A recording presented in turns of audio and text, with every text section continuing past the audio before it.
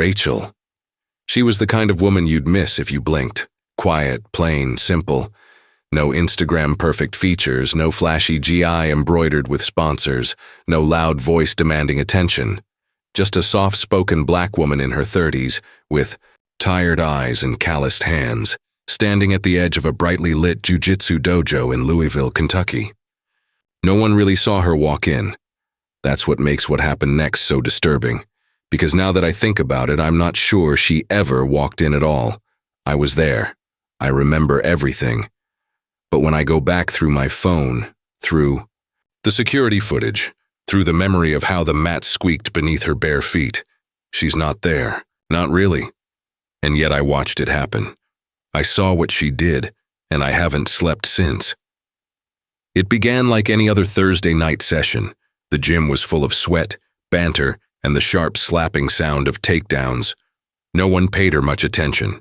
When she quietly bowed in, wearing a borrowed white belt and an oversized blue guy that hung off her like a curtain, someone joked, "Newbie alert," and another smirked, "She'll quit in a week."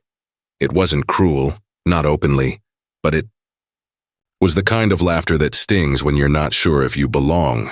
But Rachel didn't flinch. She didn't smile. She didn't even seem to hear them. She just tied her belt, bowed to the instructor, and stepped onto the mat like she had done it before. Or like she had never stopped.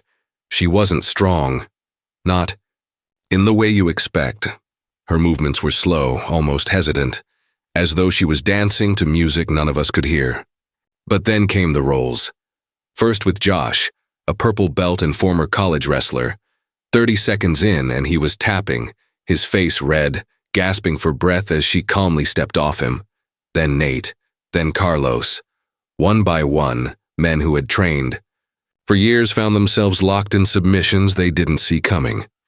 Each tap louder than the last, echoing across the mat like confessions. She wasn't aggressive. She wasn't even fast. She just knew. As if she'd memorized every mistake before they made it. The room got quieter. The laughter stopped. The head instructor, Dean, a first-degree black belt, Iraq vet, and not someone who took kindly to showboats, stepped forward. You could feel it shift. This wasn't a drill anymore. This was something else, something deeper.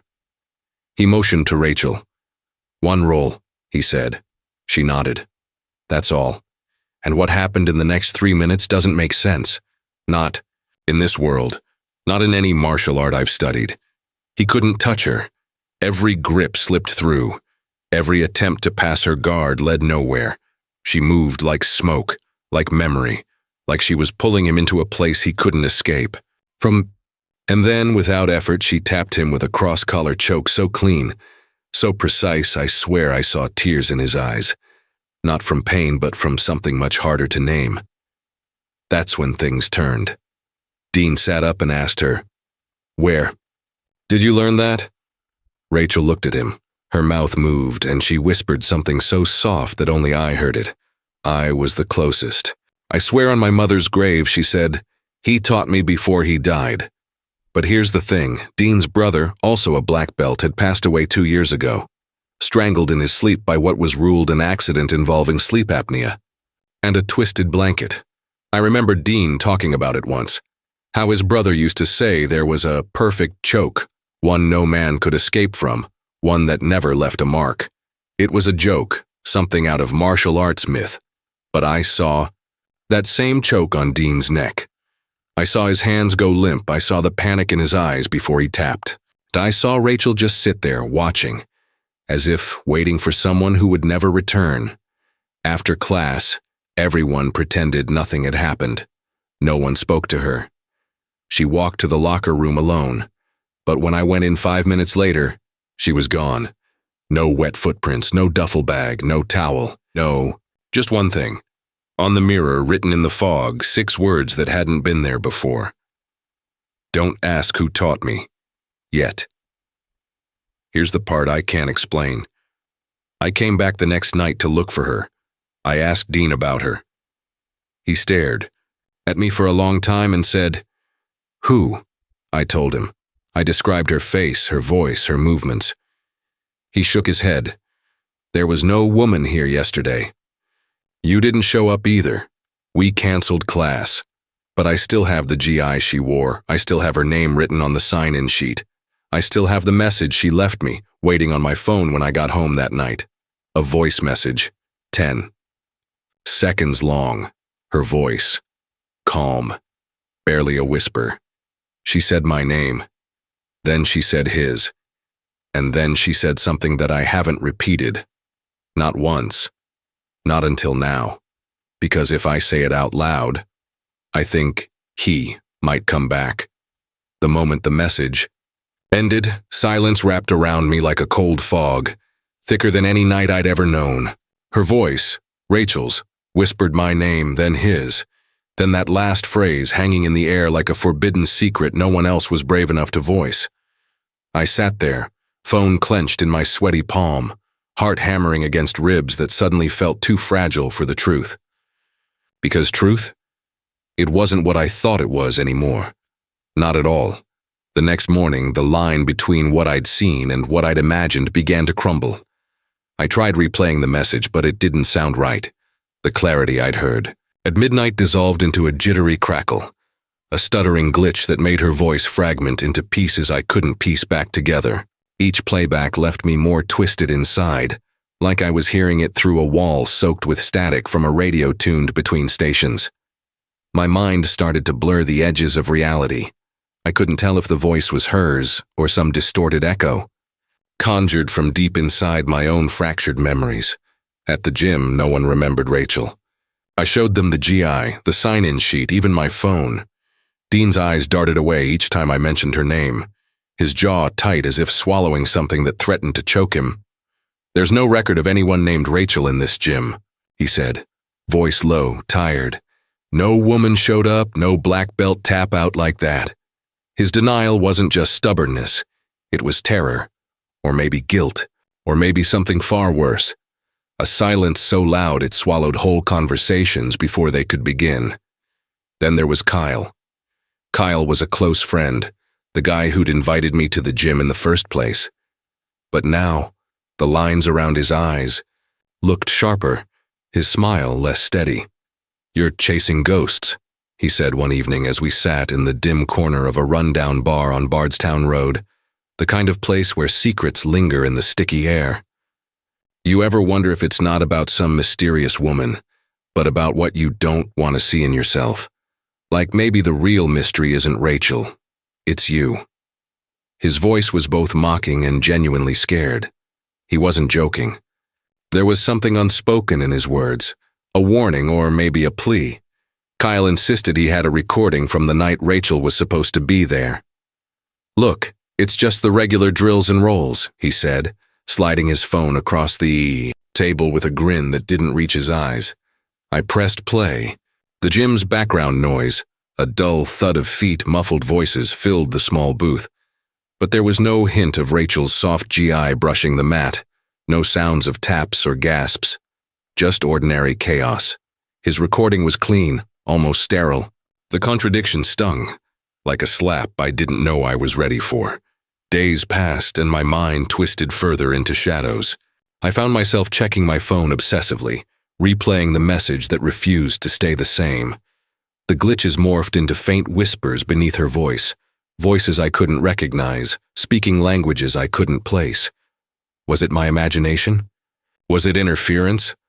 Or was something trying to break through? The line between my memories and nightmares blurred. Fragments of conversations I never had slipped into my mind like unwanted guests. Had I really seen Rachel? Or was she a hallucination? Born from a trauma I refused to confront? Sleep became a stranger. Dreams invaded my nights, dark, suffocating visions of the dojo emptying out. The mats soaked in shadows, and a voice calling me deeper, whispering names I wasn't ready to say aloud. In one dream, Rachel's eyes locked with mine, filled not with fear or anger, but with a quiet, pleading sorrow. She said nothing, but I knew what she wanted: to be remembered, to be found. I wanted to believe in something, anything solid, but every lead I followed twisted into a dead end. Even the gym's security footage was missing crucial minutes, the timestamps jumping forward as if someone, or something, was erasing what I was desperate to see. I showed the footage to Kyle and he laughed uneasily. "Maybe you're the glitch," he said, voice dropping so low it almost disappeared. "Maybe you're the one no one wants to remember." The weight of that possibility crushed me. Was I unraveling? Had years of buried grief, lost loves, and silenced fears finally cracked the surface? Or was Rachel real, a ghost stitched from truth and myth, a living riddle no one wanted solved? What they don't tell you about these things is how thin the veil really is, how quickly the real unsolved mystery becomes not what you see, but what your mind refuses to admit. And then, one night, my phone lit up with a message from a number I didn't recognize. No words, just a recording. The same voice, soft and haunting, whispering that name again, but this time clearer than ever. Not Rachel's, someone else's. A name I thought was long dead, a name that changes everything. Because if it's true, if that voice is really calling me, then the truth behind what no one tells you about Rachel, about the dojo, about what they don't want you to remember. It's only just beginning, and I'm not sure I want to hear it. I thought I had it. That quiet moment when the haze lifts, when the tangled threads of fear and confusion start to weave into something resembling truth. That fragile, flickering. Hope had never felt so real as the afternoon I found the box. It was tucked away behind a false panel in Dean's old storage closet at the gym, the kind of place no one ever bothered to check, hidden beneath years of forgotten gear and dust, thick enough to choke on. Inside, wrapped in brittle plastic, was a stack of VHS tapes, yellowed with age, their labels handwritten in a shaky script that looked like Dean's brother's. I carried that box home like it was a relic from another world, because maybe it was that night I set up my dusty old VCR, fingers trembling as I slid the first tape into the machine. Static filled the screen before the grainy image sharpened to reveal the gym's dojo, bathed in the dim glow of fluorescent lights flickering overhead. And there, unmistakable, was a younger Dean, grappling with someone who wasn't there in any other recording. Someone wearing the same loose, oversized gi Rachel had worn, her movements hauntingly familiar even in the low resolution. My breath hitched as I watched that figure flow through the familiar roles, submitting Dean over and over with the same eerie calm. Then the camera caught the moment Dean whispered something I couldn't quite hear. I leaned closer, squinting until the words fractured into silence. I had the memory glitch I'd been chasing, the missing piece that could finally explain Rachel's existence. I reached out to Dean the next day, confronting him with the tapes and the truth they seemed to carry. At first, he denied everything, his face folding into shadows I hadn't seen before. But as I pressed harder, the walls began to crumble.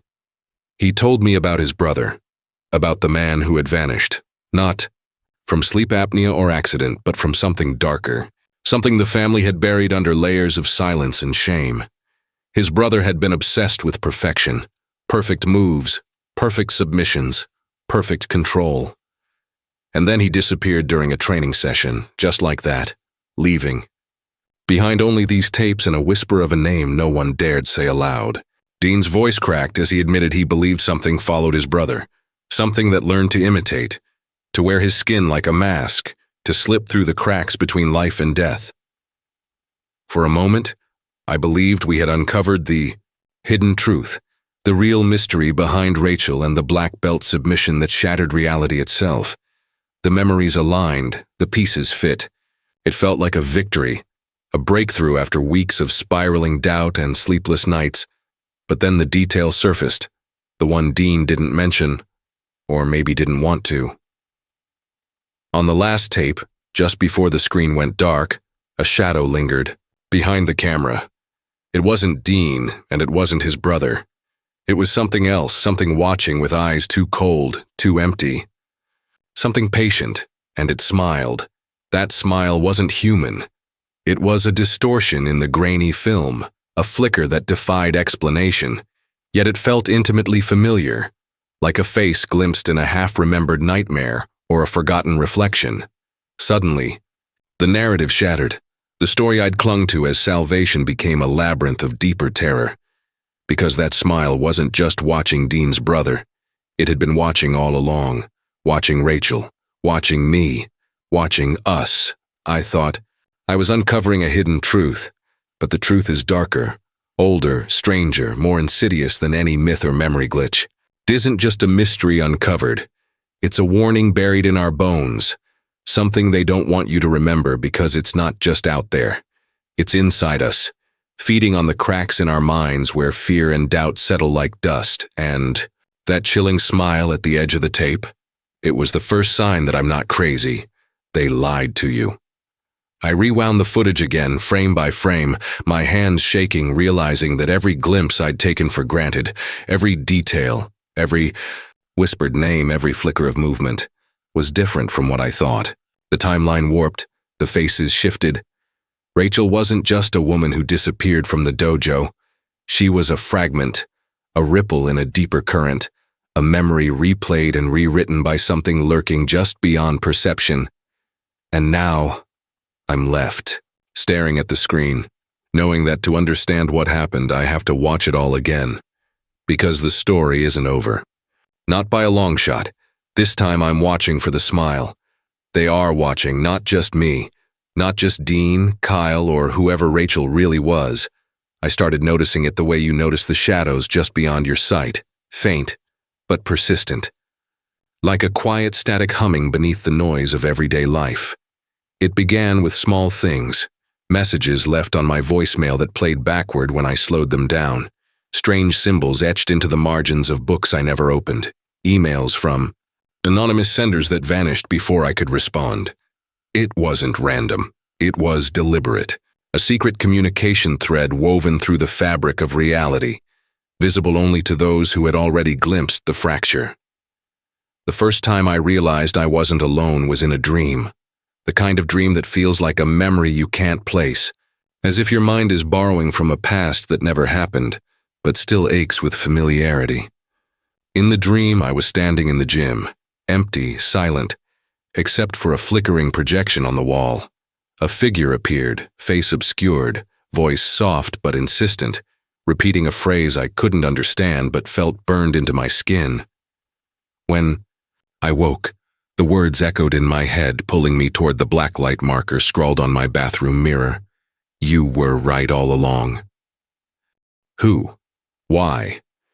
I had no answers, only more questions swirling in the heavy air around me. I reached out online, quietly, carefully. In obscure forums and encrypted chat rooms, I found others, people like me, who had seen shadows move where there should have been none, heard whispers beneath the white noise, caught glimpses of figures just beyond the edge of their vision. Some spoke of found footage from 20 years ago, tapes no one was supposed to have, showing the same figures I'd seen, the same smile that wasn't human, the same moves in the dojo that defied logic. They called themselves the Watchers, though. None of us knew who they really were or what they wanted. What tied us together wasn't just shared experience, but a shared fear, a realization that what we were confronting wasn't a glitch in memory or a trick of the mind, but something far larger, something ancient and patient, something that thrives in silence, lurking behind the narratives we tell ourselves about identity and control. I met one of them, a woman who called herself Mara, through a message hidden in a recording I received.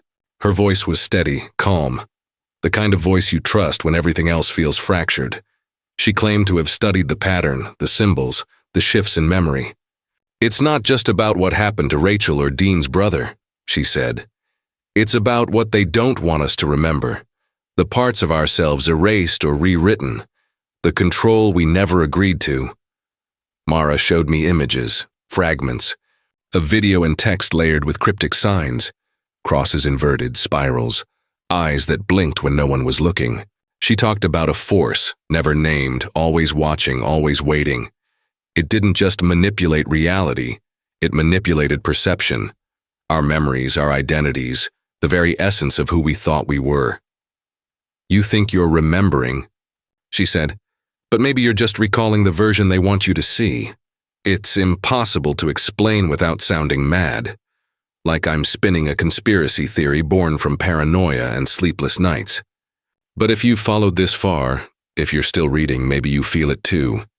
That creeping doubt, the sensation that your memories are not entirely your own, that there are gaps no one will explain, and that sometimes, in the spaces between what you know and what you don't, something else is waiting.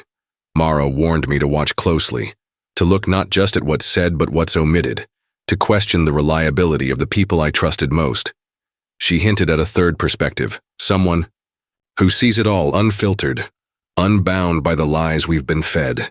They don't want you to find the truth, she said, because once you do, nothing will ever be the same. And so I keep watching, waiting, piecing together fragments in the dark. The phone lights up again with another message. This time, a distorted video showing a place I've never seen but feel I've been. Hallways without end, doors opening to nowhere, shadows flickering just beyond the edge of vision. The screen glitches, and a voice cuts through the static, clear and cold. You're part of this now, you always were. The message ends, but the feeling lingers, like the beginning of something that never truly ends, a loop you can't escape. A story that rewrites itself every time you try to understand it. You were right all along. But what that means, that is the real question. And the answer is waiting. The air was thick with silence, heavy enough to press against my skin, and yet inside, a storm raged. All this time, I'd been chasing shadows, puzzles, ghosts hidden beneath layers of static and lies. But now the question was no longer what had happened. It was why. Why had Rachel disappeared? Why had Dean's brother vanished? Why had the unseen watcher lingered in the background of my memories and dreams, smiling with that impossible, fractured grin? And more terrifying still, what did it say about me? About us? I sat alone in the dim glow of my apartment. The box of tapes sprawled across the table, flickering images casting long, restless shadows. The recordings weren't just evidence of a mystery, they were fragments of a deeper human ache, a fractured reflection of our need to control, to be seen, to be remembered. I realized the real truth wasn't some cosmic force or ancient evil. It was the unbearable weight of memory itself, the way trauma and silence twist the stories we tell to survive. The watcher was not just outside, it was inside. It was fear, doubt, and grief incarnate.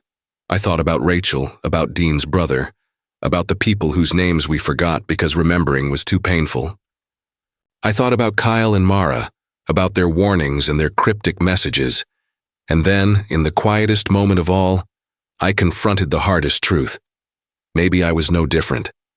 Maybe I was part of this cycle, this slow unraveling of identity, memory, and reality.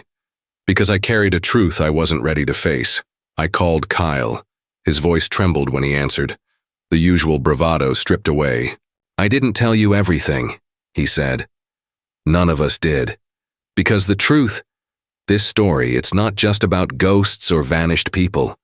It's about what we buried inside ourselves, the parts we hid even from the people closest to us. His confession cut deeper than any revelation.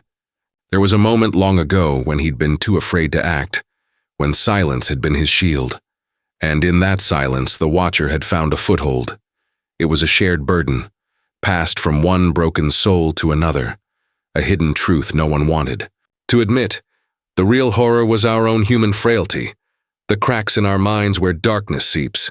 I felt it then, a choice standing before me like a chasm, to dig deeper, to uncover every painful shard of truth, risking the collapse of everything I thought I was, or to turn away, to protect the fragile self I'd stitched together from fragments and lies.